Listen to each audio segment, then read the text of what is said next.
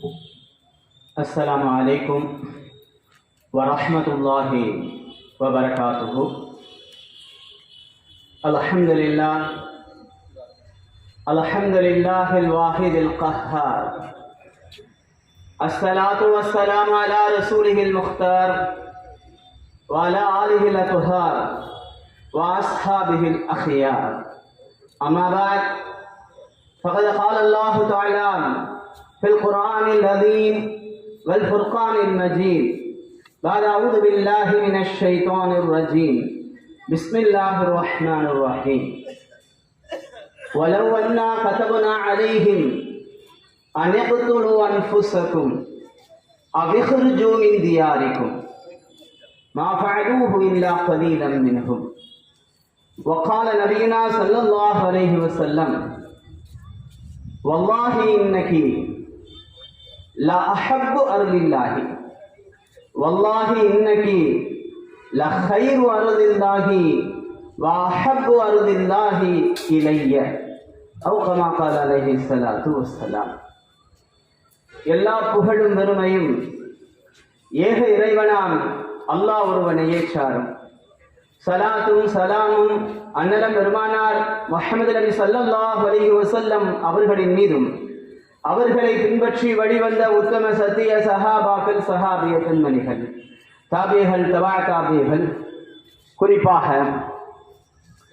தொண்டி ஐக்கிய ஜமாத் மற்றும் தொண்டி நகர ஜமாத் உலமா சபை இணைந்து ஏற்பாடு செய்திருக்கின்ற இந்த சுதந்திர தின நிகழ்வு விழாவிற்கு வருகை தந்திருக்கின்ற, இதனை ஏற்பாடு செய்திருக்கின்ற அனைவர்களுக்கும் அல்லாஹு தஆலாவுடைய சலாத்தும் சலாமும் அன்பும் அருளும் என்றென்றும் நிலவட்டுமாக. ஆமீன். கிரேக்க நாட்டினுடைய அட்டிகா என்கின்ற ஒரு பகுதி, அங்கு ஒரு கொள்ளையன் இருந்தான். பொதுவாக கொள்ளையர்கள் என்ன செய்வார்கள்?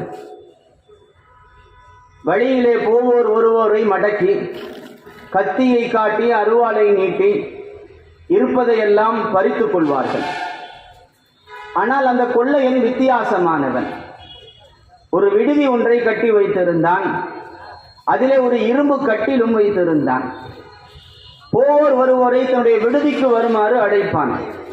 அழைத்தவன் சொல்லுவான்: நீங்கள் எவ்வளவு உயரமானவராக இருந்தாலும், எவ்வளவு உயரம் குறைவானவராக இருந்தாலும் என்னுடைய கட்டில் உங்களுக்கு போதுமானதாக இருக்கும் என்று வித்தியாசமாக போவோர் வருவோரை வழிமறித்து உள்ளே அழைத்து செல்வான்.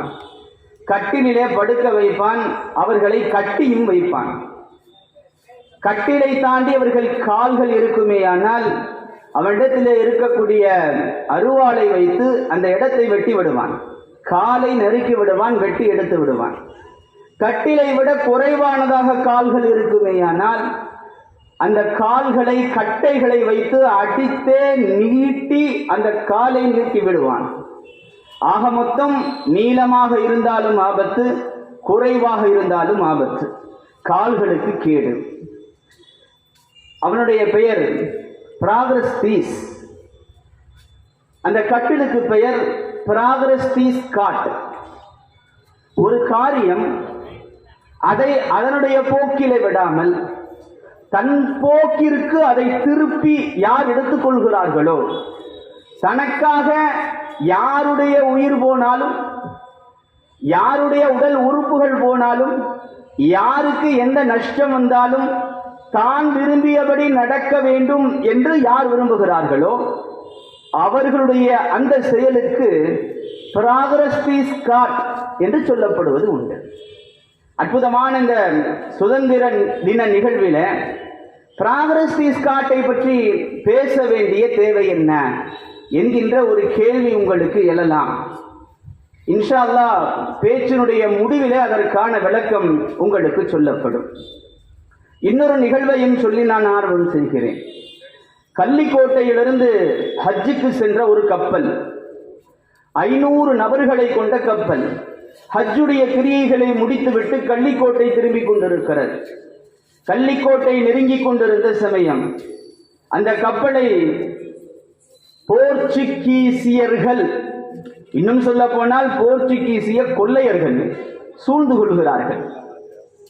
போர்ச்சுகீசிய தளபதி உத்தரவிட்டான், கப்பலிலே இருக்கின்ற அத்தனை பேர்களுடைய பொருட்களையும் கொள்ளையடித்துவிட்டு, அவர்களிடமிருந்து பொருட்களை கொள்ளையடித்துவிட்டு கப்பலை எரித்து அவைகளை மூழ்கடித்து விடுங்கள் என்று அவர்களுக்கு கட்டளையிடுகிறான்.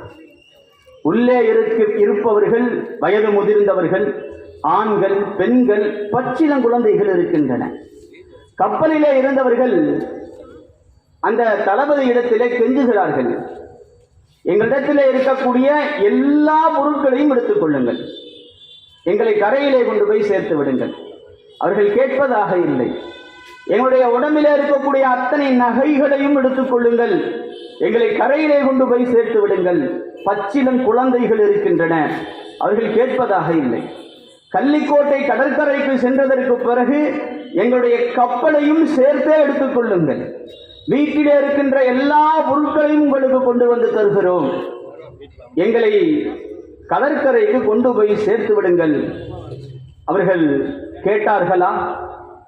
கணியத்திற்குரியவர்களே, அற்புதமான ஒரு நிகழ்ச்சி, சுதந்திர தின நிகழ்வு. சுதந்திர தின நிகழ்வை பள்ளிவாசலுக்குள் வைத்து ஐக்கிய ஜமாத்தும் நகர ஜமாத்துல் உலமாவும் நடத்துகிறது என்றால் என்ன காரணமாக இருக்க முடியும்? கணியத்திற்குரியவர்களே, நாட்டினுடைய பற்று, தேசத்தினுடைய பற்று, சொந்த ஊரினுடைய பற்று, பிறந்த ஊரினுடைய பற்று என்பது இயற்கையாக மனிதனுடைய உணர்வுகளில் ஒன்று, இயற்கையான உணர்வுகளில் ஒன்று. எந்த நாட்டிற்கு சென்றாலும், எந்த ஊருக்கு சென்றாலும், பிறந்த ஊரிலே இருக்கக்கூடிய மகிழ்வு, பிறந்த ஊரிலே இருக்கக்கூடிய சந்தோஷம் எந்த நாட்டிலும் இருக்காது, எந்த ஊரிலும் இருக்காது. அதைத்தான் மிகையாக இப்படி சொல்லுவார்கள் அல்லவா, சொர்க்கமே என்றாலும் நம்மூரை போல வருமா? அவர்கள் சொர்க்கத்துக்கு சென்றிருக்கிறார்களா என்பது தெரியவில்லை. சென்றிருந்தால் இப்படி ஒரு வார்த்தை சொல்லி இருக்க மாட்டார்கள். ஏனென்றால் சொர்க்கத்திற்கு செல்பவர்கள் வேறு எங்கும் ஆசைப்பட மாட்டார்கள். ஆனாலும் மிகையாக சொல்லப்பட்ட வார்த்தை. சொர்க்கமே என்றாலும் நம்முடைய சொந்த ஊரை போல வராது என்பது மிகையாக சொல்லப்பட்ட வார்த்தை. எங்கு சென்றாலும் நம்முடைய ஊரை பெருமையாக பேசுவோம். நான் ராமநாதபுரத்துக்காரன், நான் தொண்டிக்காரன், நான் காரைக்குடிக்காரன். நாம் நம்முடைய ஊரை பெருமையாக பேசுவது என்பது நம்முடைய இரத்தத்திலே ஊறிய ஒன்று, நம்முடைய உணர்வுகளிலே ஊறிய ஒன்று. இணையத்திற்குரியவர்களே, நம்முடைய இந்த உணர்வை கூட காசாக்கி கொண்டிருக்கிறார்கள். நீங்கள் தற்காலத்திலே பல இடங்களிலே, அதுவும் குறிப்பாக பேக்கரிகளிலே ஐ லவ் என்று சொல்லி அந்த ஊருடைய பெயரை போட்டிருக்கிறார்கள் படம் எடுத்துக் கொள்வதற்காக வேண்டி. I love Karaikudi, I love Thondi, I love R S Mangalam, I love Ramanathapuram என்பது போன்ற வார்த்தைகள் டெக்கரேஷன் செய்து லைட்களை போட்டு ஏற்படுத்தி வைத்திருக்கிறார்கள்.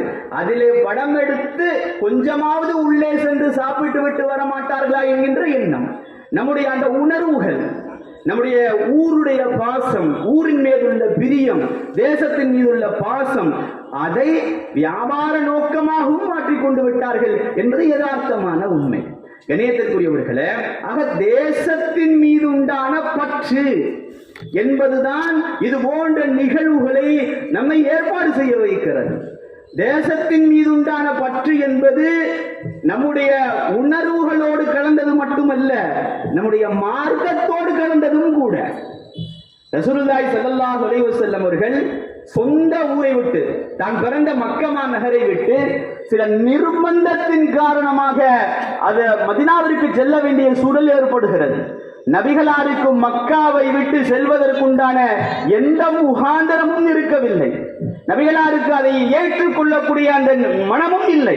அவ்வளவு வருத்தத்தோடு, அவ்வளவு கஷ்டத்தோடு அல்லாஹ்வுடைய கட்டளை வந்துவிட்டதே என்பதற்காக தான் பிறந்த மண்ணை பெறுகிறார்கள். அப்படி அவர்கள் பிரிகின்ற பொழுது மக்காவை பார்த்து சொன்ன வார்த்தைகள் ஹதீஸ்களிலே மிக அழகாக பதிவு செய்யப்பட்டிருக்கிறது.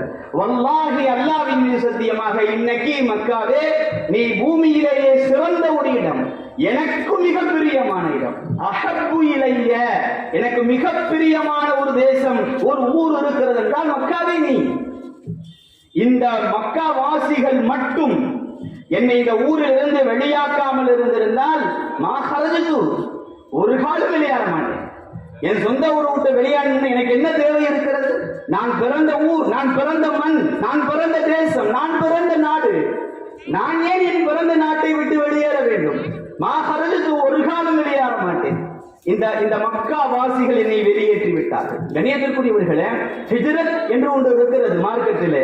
சொந்த நாட்டை விட்டு அங்கு இஸ்லாத்தின்படி வாழ முடியாத சூழல் ஏற்படுகின்ற பொழுது சொந்த நாட்டை விட்டு வெளியேறுவது